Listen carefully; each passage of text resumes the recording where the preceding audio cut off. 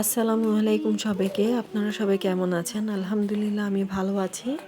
তো আজকে আমি দুধ সেমাইয়ের একটি রেসিপি আপনাদের সাথে শেয়ার করছি। আমার রেসিপিটি ভালো লেগে থাকলে আমার চ্যানেলটিকে সাবস্ক্রাইব করে দেবেন এবং লাইক কমেন্ট শেয়ার করে দেবেন। যারা অলরেডি সাবস্ক্রাইব করে এখন আমার পাশে আছেন তাদেরকে অসংখ্য ধন্যবাদ এবং তাদের জন্য রইল অনেক অনেক শুভকামনা। তো এখানে আমি একটি পাত্রে কিছু সেমাই নিয়ে নিয়েছি। সেমাইগুলোকে আমি মাঝারি আঁচে ভেজে নিচ্ছি।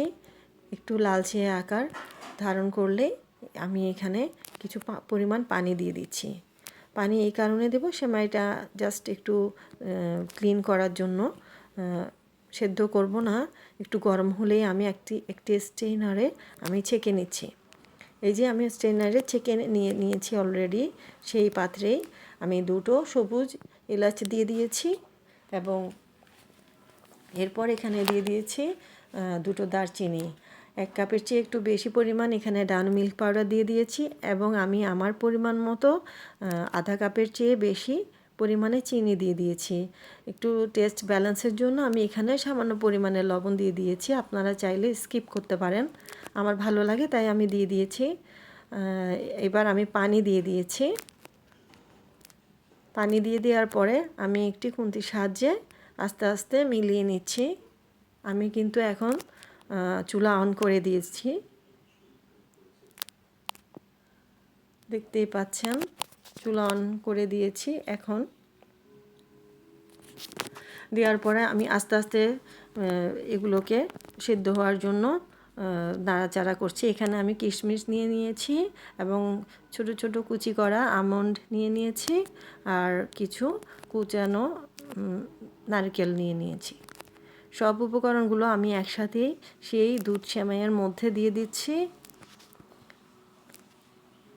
দেওয়ার পরে এবার আমি 1 টেবিল চামচ পরিমাণ এখানে ঘি দিয়ে দিয়েছি। দেওয়ার পরে আমি আস্তে আস্তে এভাবে নাড়াচাড়া করছি। আমার চুলা এখন হাই হিটে আছে। তো এটি একটু হতে সময় লাগবে, ধৈর্য ধরে আস্তে আস্তে নাড়াচাড়া করছি। নাড়াচাড়া করার এক পর্যায়ে আস্তে আস্তে এটি ফুটে উঠছে। তাহলে ওই যে ফুটার পরে সেমাই যখন ঘন হয়ে আসবে তখন আমি বুঝে নেব যে সেমাই হয়ে গেছে। আমি বুঝে নিয়েছিলাম যে সেমাই হয়ে গেছে। এই যে দেখতে পাচ্ছেন অনেকটা ঘন হয়ে গেছে, সেমাই হয়ে গেছে। শীতের দিনে সকালে নাস্তার সাথে এই সেমাই অনেক খেতে ভালো লাগে আর সন্ধ্যায়ও খেতে ভালো লাগে। আবার গরমের দিনে এইগুলোকে ফ্রিজে রেখেও খেতে অনেক মজা লাগে। তো শীতকালে আপনারা তৈরি করে খাবেন বাসায়। আর আমার চ্যানেলটিকে যারা সাবস্ক্রাইব করে আবার সাবস্ক্রাইব উঠিয়ে নিচ্ছেন তাদের জন্য বলছি প্লিজ এটি করবেন না। আপনাদের জন্য রইল অসংখ্য শুভকামনা।